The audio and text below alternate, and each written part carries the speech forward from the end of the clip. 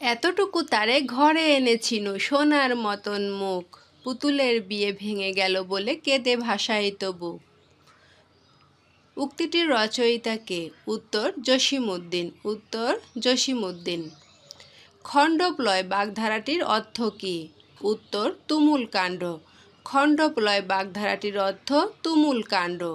ভূধর শব্দের সমার্থক শব্দ কোনটি? উত্তর পর্বত। ভূধর শব্দটির সমার্থক শব্দ পর্বত। খাতক শব্দটির বিপরীত শব্দ হচ্ছে মহাজন। খাতক শব্দটির বিপরীত শব্দ হচ্ছে মহাজন।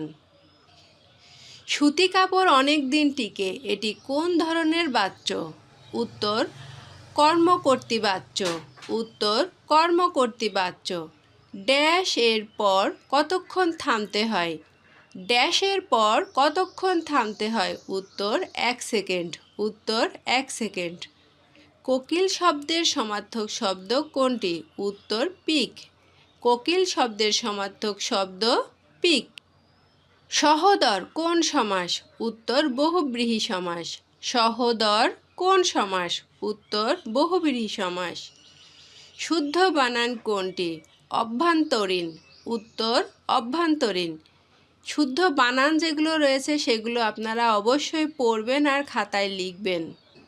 বহুব্রীহি বইটির রচয়িতা কে? উত্তর হুমায়ুন আহমেদ। বহুব্রীহি বইটির রচয়িতা হুমায়ুন আহমেদ।